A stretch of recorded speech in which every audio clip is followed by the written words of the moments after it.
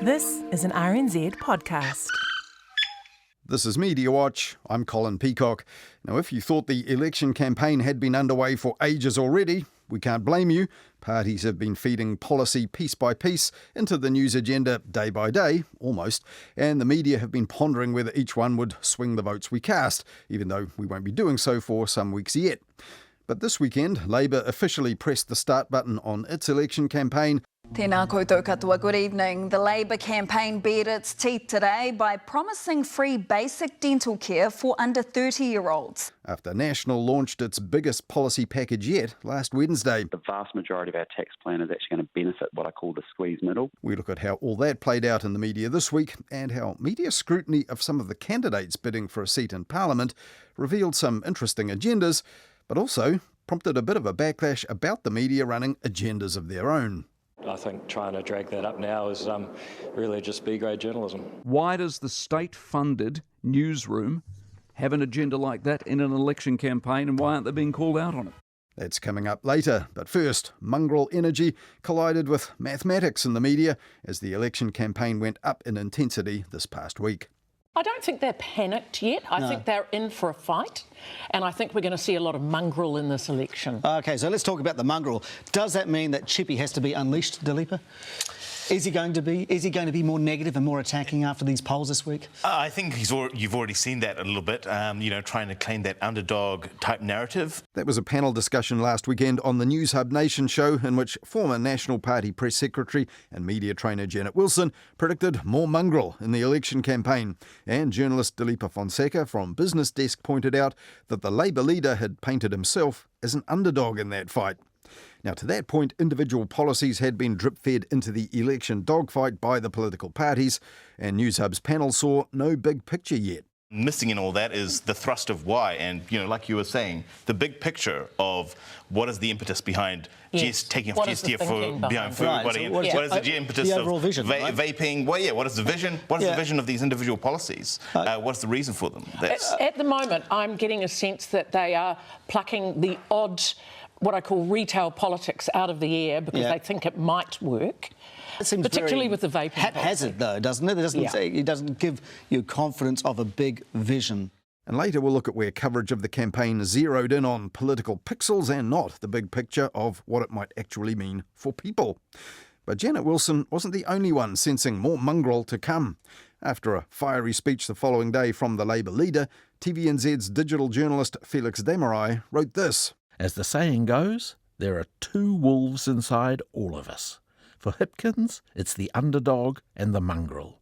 And today he chose the mongrel. Now, reporting on that on Sunday night, News Hub's political reporter Amelia Wade didn't use the M word, but also predicted more mongrel moments to come. Hipkins is clearly also going to yank up the fear factor on this campaign and use every opportunity to remind voters about Christopher Luxon's personal stance on abortion, which he knows is a weakness with swing voting women. So, New Zealanders, brace yourselves. It's shaping up to be the most negative campaign in recent memory. But 2 days later, it wasn't mongrel maulings, but maths they were reporting on. The positives and negatives of the opposition's tax policy had taken over.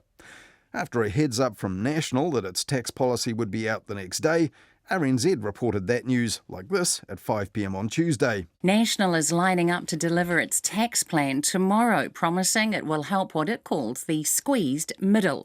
The centrepiece will be tax cuts delivered through changes to income tax thresholds. But the devil will be in the detail, including how they'll be funded. And an hour later, that prospect also led the news on News Hub at 6. National's come up with a way to pay for its tax cuts for new taxes. The party is set to announce its plans tomorrow and is giving away little about what they might tax. And as Hayden Donnell now reports, this wasn't the first time in this campaign that fiscal holes had been cited, sparking political claims and counterclaims about how much tax policies parties were offering would actually cost and how they'd be paid for. Are you rock solid on the costings? Absolutely. Yeah, absolutely. That's why we've taken our time to get it right. We've also had external reviews to make sure that we've got all our numbers correct. That's National leader Christopher Luxon starting the day of his party's long-awaited tax policy announcement with an assurance for Newstalk ZB's Mike Hosking. He had some reason to be confident at the time. After several elections batting off accusations of fiscal holes and other budgetary misadventures, National had got its plans checked by the consultancy Castalia Advisors, and it had found them to be, in the words of the party's deputy leader Nicola Willis, cautious and consistent, possible and plausible. Luxon wasn't giving Hosking all the details of his possible and plausible schemes, but he was saying in no uncertain terms who they would benefit, setting a new world record for use of this phrase in a 5-minute time frame. And what we've done, Mike, is we've really targeted the squeeze middle. The vast majority of our tax plan is actually going to benefit what I call the squeeze middle. This whole tax plan and package for the squeeze middle is actually really standalone. We're going to raise revenue to actually help support the squeeze middle as well. All right, appreciate your time, Christopher Luxon. The party's plans to relieve that squeeze were unveiled a few hours later, and that prompted a tide of headlines like this one from the New Zealand Herald. Election 2023. National's tax plan offers average household with kids $250 and Kiwi worker $50 a fortnight. This one from RNZ. National Party tax plan would dish out between $20 to $250 per fortnight. This one from interest.co.nz. National promises $250 more a fortnight for average households. And this one from the Press. Families in line for $250 a fortnight under National tax cut. So far, so good for National's PR team. Not only did they get our news organisations to echo the headline figure from their press release, they got them to use their preferred unit of measurement for people, households rather than individuals, and time, fortnightly rather than weekly. As Thomas Coughlan noted in the Herald, that was something of a coup when it came to the party's political sales pitch. All the savings were expressed as fortnightly figures rather than weekly figures, making them look larger. Perhaps that's not the biggest deal. $250 a fortnight, or let me do the maths here, $125 a week would still be a pretty good tension remover for the tightly compressed middle. But as it turns out, National may be unclenching with one hand and squeezing with the other. Its $250 a fortnight saving for an average family with kids includes $150 from its previously announced Family Boost tax credit. But that credit would replace the 20 hours of free childcare for 2-year-olds that Labor offered in its 2023 budget, which could be worth around $133 a week for families or $266 a fortnight. That, according to a robust consultant cross-checked Mediawatch statistical analysis, is more than $150 or even $250, though obviously it comes with less flexibility than a cash handout. Other fishhooks were highlighted as the day wore on. Here's what TVNZ breakfast producer Tom Day noted in a post on the platform formerly known as Twitter, X. Buried on page 18 of the National Tax Policy Plan, they reveal they would scrap Labour's public transport subsidies. This would mean that the roughly additional 774,000 children and young people who were the benefactors of cheaper fares would see them go up. A doubling of public transport charges will probably feel pretty painful to some of those people, particularly given minimum wage workers only get an extra $10 a week under National's plan. But Day and RNZ's Jane Patterson were the only ones to really dig into that trade-off on the day. So this was an element of the plan that was not highlighted either in the presentation or in the document, but basically it would move to scrap all of those public transport subsidies, and that's free for some children up to a certain age and half price for other people on community service cards or the cards for disabled or low-income New Zealanders. National says that the evidence just doesn't stack up in terms of the spending on the money. But if you look at, for example, a family with a few kids travelling to school and back, maybe not getting so much out of the National's plan, it could start to dilute the savings.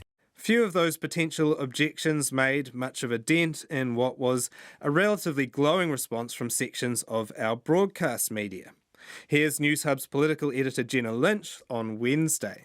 This is a masterclass in political marketing. National has taken what is, in reality, a $25 a week tax cut for most middle earners, doubled it into a couple, doubled it into a fortnight, slapped their childcare subsidy in there, and all of a sudden they have a $250 figure to slap all over the billboards.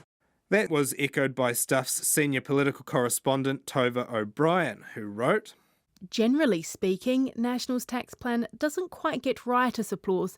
Instead, a slow clap and a bit of awkward shuffling. Politically, though, a standing ovation for National's finance spokesperson Nicola Willis. Now, to make a short diversion into media theory, horse race journalism is the description given to election coverage that's primarily focused on polling and public perception rather than policy. It's been criticised for being more concerned with the odds, political strategy, voter reaction, who's up and who's down, than the stakes, how policy will actually impact people in real life. On a related note, here's how TVNZ's political editor Jessica Much-Mackay assessed Labour's plan to take GST off fresh fruit and veggies. Politically, removing GST makes sense. It's an easy sell and will make a difference when low to middle income New Zealanders are at the supermarket. However, several experts, the Tax Working Group and Finance Minister Grant Robertson, aren't keen on the idea, as it puts holes in our very simple goods and services tax. But that doesn't stop it being a good political move. Here's her take on National's tax plan.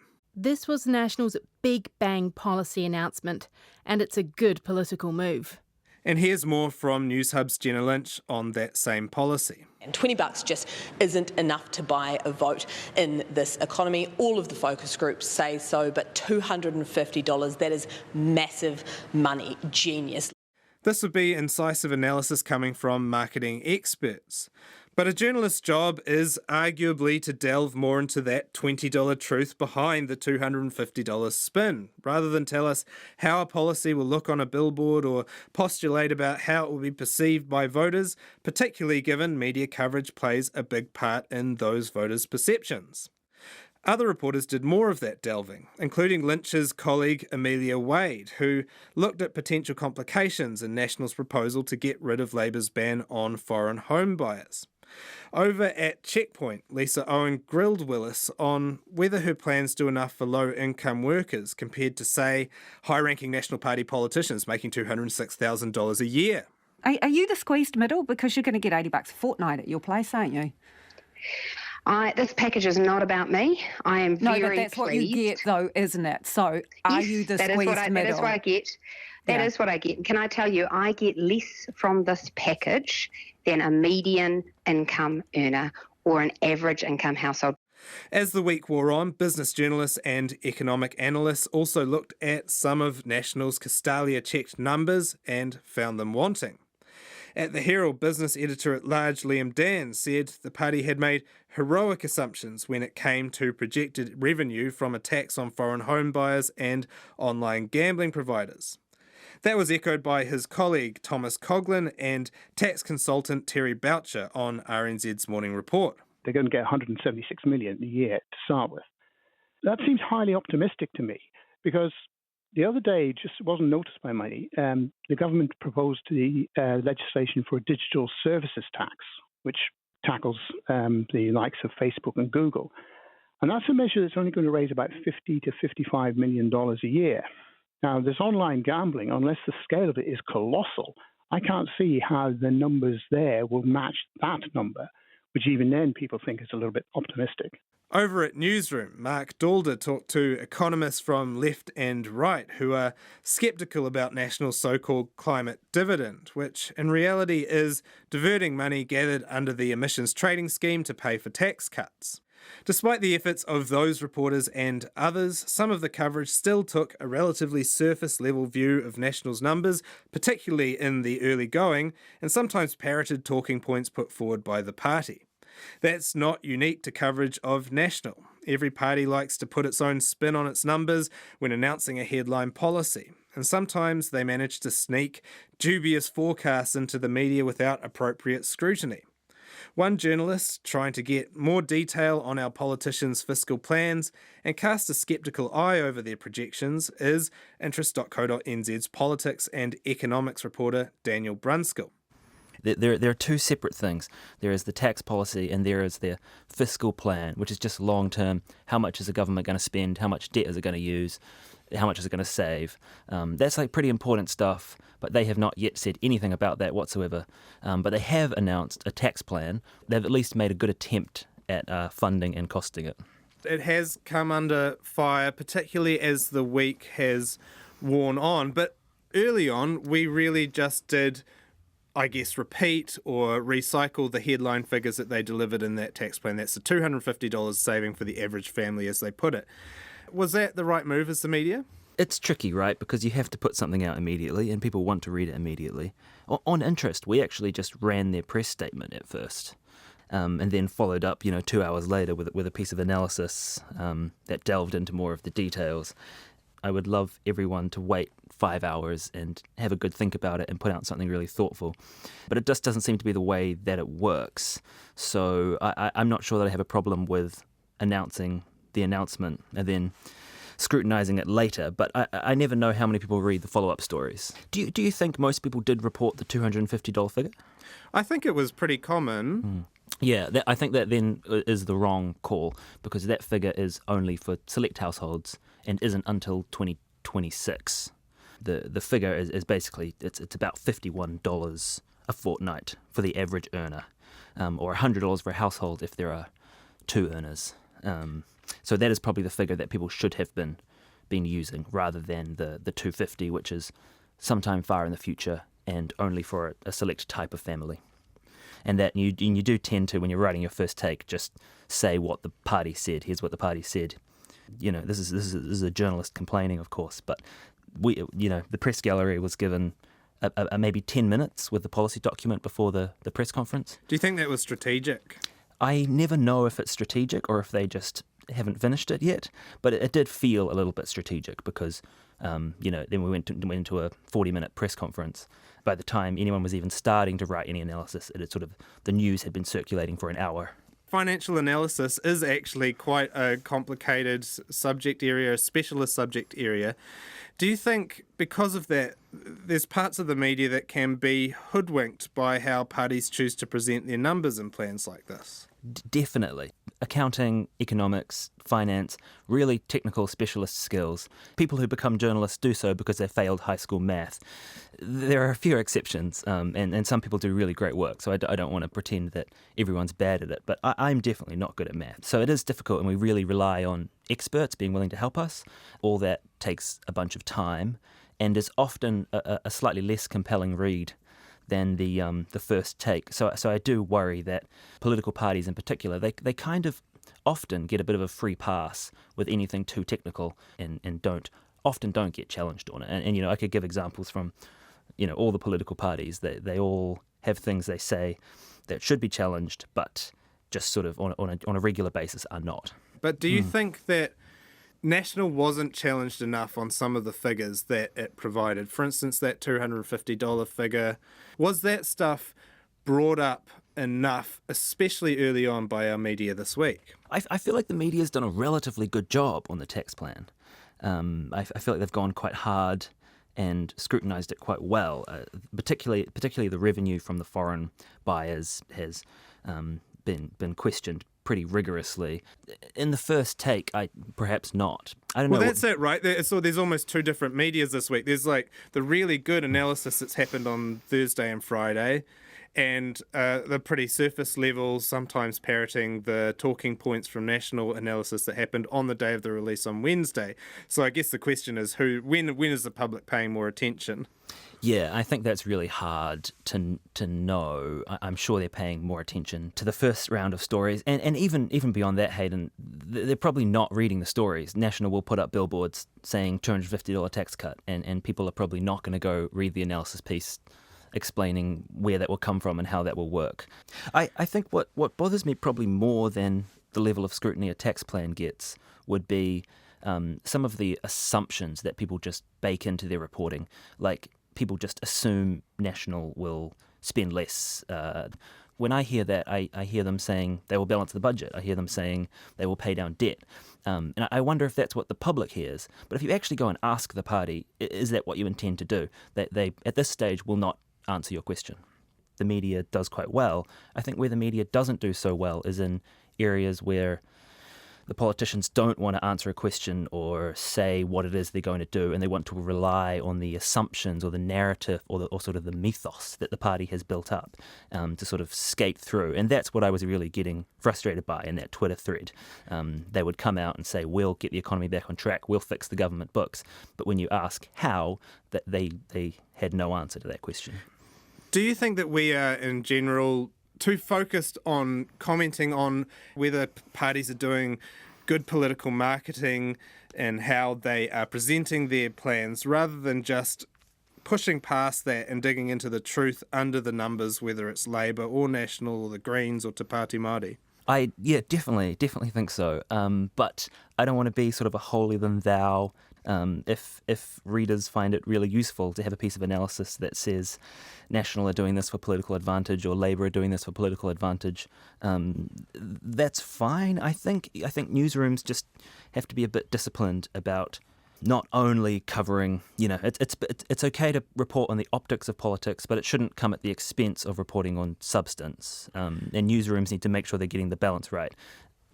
And it's almost, if you're going to talk about the optics, you should really talk about how a party might be cynically trying to shape the narrative. You're meant to be cutting through the narrative, and that could go for Labour on fruit and veggies, where you also had a lot of commentary saying, really terrible policy, all the economists hate it, but good politics. Is that useful analysis? And shouldn't we just be saying, this is actually a poor policy? I think in GST, it's probably is a good example of a good time to write that piece, because it explains, when you've written 3 pieces of tax experts saying this is a bad idea, it kind of explains to the reader why they're doing it. You often see the first reaction piece to a policy or to an announcement or to something political is, how will this play with the voters? What will this do in the polls? What does this mean for the election race? And that's completely the wrong conversation. Putting the cart before the horse, if you like. The politician should make the announcement, the journalist should write about what it means and how it will impact people, and then it should have a political effect, good or bad, and then you should write about the political effect that it has or hasn't had. I don't love when there is an announcement, there is analysis about the political impact it will have, and then the public receive it. It does seem very funny to me to have a political party announce a policy and then to write a piece that says, you, the voters, will like this. Yes. But is there an extent to which some of these projections, these costings, and they're kind of just made up in general, no matter who's putting them forward? Definitely. We get quite obsessed with this. Have you priced it right? Is there a fiscal hole? Are your estimates correct? These aren't prices on a shelf that you can just go and you can't go and buy a harbour crossing from a shop and it has a price tag on it. These are all just estimates. So when you're proposing a new policy and you've costed it, we shouldn't be too sacred about those costings. We should understand they're just a forecast, an estimate, and they're not sort of a sticker price. Parties are basically incentivised to do what's been called this week heroic costings, right? If we don't put enough scrutiny on them and say that they are really kind of pulled out of the ether and may not be accurate. Yeah, definitely. But it makes it a little bit harder to cover, because you have to make a value judgment about, is this assumption reasonable? And if it is unreasonable, is it material or is it not? For example, if someone says a bridge is going to cost $10 billion and it ends up costing 11, to me that isn't a big deal. That's just sort of as a rough figure to say whether it's worth doing. I think in something like National's foreign buyers ban, there's a real question as to whether they'll get anywhere close to the number that they are proposing, and that sort of seems material. One of the reasons people are scrutinising this so strictly is because National promised that the tax plan would be fully funded. Every single dollar would be accounted for. And now that they've released it, it's looking like that's definitely not exactly true or completely true. Some of it is doubtful, at very least. Do you think a lot of these problems would be solved by an idea that's been thrown around by both Labour and National, crucially at different times? They've never agreed on it at the same time. An independent costings unit for policy. I think the biggest winners from that would probably be journalists. Brilliant for us to have proper, trustworthy, independent. It won't necessarily solve all the world's problems, because you might find that the costing unit comes back with a range. They might say the foreign buyers band will range somewhere between $60 million a year to $700 million a year. And then the political party can say, like we said, $700 million, and the opposition can say, $60 million. But I think it would help, and it would force parties to think very seriously about their policies and perhaps not announce things that aren't going to work. And it might help with that early stage where often you do get just a parroting of the PR lines. You would at least have some confidence that if you're parroting a line, then there's something underneath it. I don't think so, because there'd still be PR. It'd still be PR. It's actually fascinating. I usually go and listen to Question Time in the House, and at the moment, a daily interaction between Nicola Willis and Grant Robinson is they read out lines from The Economist's daily newsletters, the bank economists, and they will literally just, I will read the whole note before going in, and then they will cherry pick the bits that they want. And if you just listen to Grant Robinson, you would think that these newsletters were just complimenting the New Zealand economy 24/7. And if you listen to Nicola Willis, you'd think they were criticising the New Zealand economy 24/7. The reality is that they do both, but you can just take whichever lines you want from a report. So I still think that in the first instance, the report would be, here's the party policy and here's the party spin, and then come back in an hour or tomorrow morning and we'll have the analysis for you, drawing from the technical independent policy costing report that will take us 3-4 hours to process. Sadly, Daniel, it sounds like politicians are always going to spin and maybe even lie a little bit. I have a solution if you want one. Oh. Yeah. We should pass a law that nobody can file a news story until 24 hours after an event. I actually agree with that. Thank you very much. Thank you very much for your time. I think you've solved journalism on your way out the door. You're welcome. That was Dan Brunskill, political reporter in the Parliamentary Press Gallery for the business and finance news website interest.co.nz, talking there to Mediawatch's Hayden Donnell.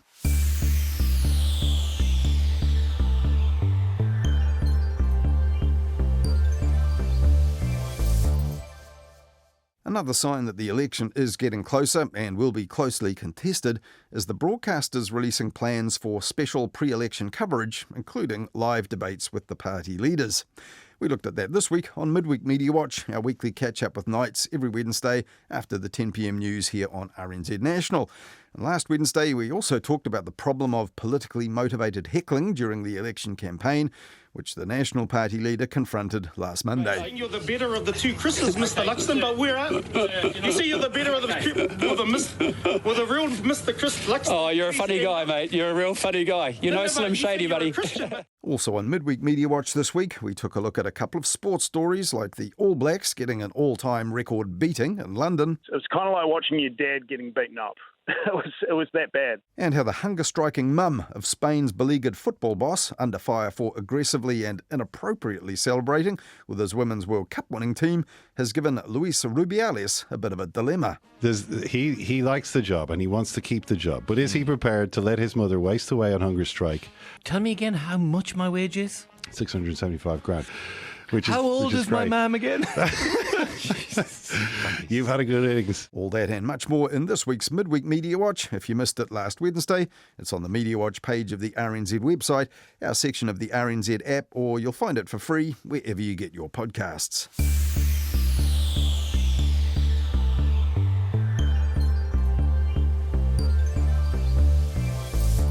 Well, as we've heard this week on Media Watch so far, the scrutiny of parties' policies is intensifying as that election draws closer, and so does the scrutiny of the candidates for seats in Parliament. Last week, for example, 2 candidates on the ACT Party's list quit after TVNZ News took a look at their online footprints. The ACT Party is facing scrutiny over its vetting procedures after One News revealed the extreme views held by a number of ACT's election candidates. One candidate resigned immediately. She'd once likened COVID restrictions to Nazi concentration camps. And TVNZ's Benedict Collins put some awkward questions on One News at 6 about that to the party leader David Seymour. I mean, how did ACT not pick up on that before you selected her as a candidate? You've got to look through, literally hundreds of thousands of comments. But it wasn't very hard for Benedict Collins and One News to find those comments which really did stand out. But last Tuesday, TVNZ One News at 6 reported an ACT MP, already in Parliament, also had some out-there views that were out there on social media. The ACT party leader is adamant one of his senior MPs no longer believes that climate change is a hoax or that people who think the planet is warming are nut jobs. David Seymour insists Mark Cameron doesn't believe many of the things he used to regularly tweet about shortly before entering Parliament. But when Benedict Collins asked David Seymour about that last Monday, the ACT leader pushed back at his ethics. Trying to drag that up now is really just B-grade journalism. I mean, you're saying this is B-grade journalism, but I mean, there's a very real chance that Mark Cameron's going to be a minister in about 60 days' time, right? You know, if he believes that climate change is a hoax, okay, you're saying now... Which he doesn't, so... Well, seeing as other prospective candidates for the same party had quit for saying similar things in similar ways online just days earlier, clearly these were legitimate things to report and to ask about. But David Seymour did have one media voice in his corner with his criticism of TVNZ's news judgment. Trying to drag that up, says David Seymour, is really just B-grade journalism, which it is. That was Mike Hosking on his News Talk ZB show last Tuesday morning. But it wasn't really TVNZ's inquiries into Mark Cameron MP that wound him up, as much as something we looked at last weekend here on Mediawatch.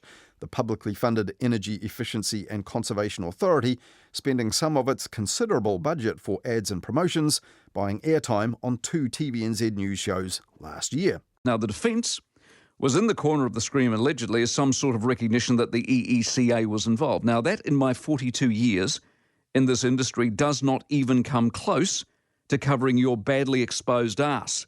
In Mike Hosking's mind, the two things were connected. This is the same company at the moment, the state-run broadcaster, who was accepting money from the government to produce programs on climate change, place stories on their website on climate change, do interviews on Breakfast and 7 Sharp on climate change because they got money given to them by a government department. Second story on the news is all of a sudden we're talking about climate change and whether people are deniers or not. And there's a couple of things to note about that. TVNZ isn't state-run, as Mike Hosking said there. It's a state-owned Crown company whose independence from political influence and direction in editorial matters is enshrined in the law. And ECA is not a government department, but a Crown entity. Neither the ministry nor the government actually controls ECA's decisions or the spending of its budget for encouraging, promoting and supporting energy efficiency and conservation. Now, last Monday, Mike Hosking wound up other criticism of TVNZ like this. It's an agenda. Why does the state-funded newsroom have an agenda like that in an election campaign, and why aren't they being called out on it? Now, TVNZ's newsroom, as Mike Hosking also said there, isn't state-funded. Ad revenue funds One News, which is in fact the very reason that TVNZ does deals with clients prepared to get their messages across into other TVNZ news programs. And Mike Hosking surely does know this, because he pointed out that he himself had hosted both those TVNZ shows in the past. When I was at Television New Zealand, the thought would have horrified us. And I can hand on heart say I would not have touched it with a barge pole. Good to know, but one interesting thing did happen in Mike Hosking's day at TVNZ. Back in 2012, the Herald on Sunday newspaper named Mike Hosking as one of several people in the media, sports and showbiz who were acting as ambassadors for the Sky City company in central Auckland. At the time, Sky City was in the news a lot because it was hammering out a highly controversial deal with the government to get a bigger slice of the gambling market in exchange for building a convention centre. But Mike Hosking insisted the risk of any conflict of interest was merely theoretical after the Herald on Sunday's reporting prompted him to tell his News Talk ZB listeners at the time this. Last year, when I'd done a bit of work for them and the convention centre happened to be announced, I wrote an editorial supporting it, which, by the way, I still do. And I mentioned at the time I had a small interest with Sky City. No one responded, no one mentioned it, because then, like now, no one cares. But TVNZ did care, though. And they said that declaring his commercial deals was one of the terms of his contract. Now, Mike Hosking also said on the air on ZB that many of the Herald's claims about him were either embellished or simply untrue, but life was too short, he said, to take the time or trouble to refute them. Instead, Mike Hosking gave ZB listeners this personal reassurance. And even if I worked for Sky City this morning, or anyone else, at no point would that ever, by influence, change a question line or alter my view. I take my role, responsibilities and reputation extremely seriously, and it's important for me to know that you know that as well. But clearly TVNZ at the time didn't feel that, to use Mike Hosking's own words now, its arse was sufficiently covered In spite of that, it eventually said Mike Hosking could no longer do stories about Sky City on TV1. Well, one broadcaster creating a potential or perceived conflict of interest for his employers because of a not fully disclosed relationship with a major company is clearly not quite the same thing that upset Mike Hosking himself this week, a publicly funded body paying publicly owned TVNZ for airtime in news shows. And as we heard last week on Mediawatch, TVNZ responded to concerns about that by saying, "We are always looking at how we can further strengthen transparency around our paid partnering." So this week, I asked TVNZ's commercial director, Jodie O'Donnell, what might that actually mean for TVNZ audiences on TV and online. TVNZ is a commercially funded organisation, so the support of our advertisers is actually what enables us to bring the news and these types of entertainment content to all of New Zealanders for free. So talent involvement in paid partnerships is already considered. It is about a fit and appropriateness, so we always look through it with that lens. I think we do a pretty good job of it, but we're certainly up for always thinking about how we could do better and how we could evolve it. And if I use the example with the One Climate Special and Mariana, she is a sustainability warrior, so that was a natural fit for that One Climate Special show. So I would take that as meaning you'll still do it case by case, but also you mentioned there the talent and people like Miriam Makamo. Also you had Jack Tame, for example, last year fronting short slots about small and medium enterprises, which were promotions for the Zero company. So would you reconsider the use of well-known current affairs presenters so there isn't that perception that possibly, TVNZ's journalists are for hire as well as, the airtime in some news shows? Yeah, look, it is always about appropriateness and fit. So TVNZ always retains editorial control of that. So we always will have the opportunity to make the call whether something is a good fit or whether it's appropriate or not.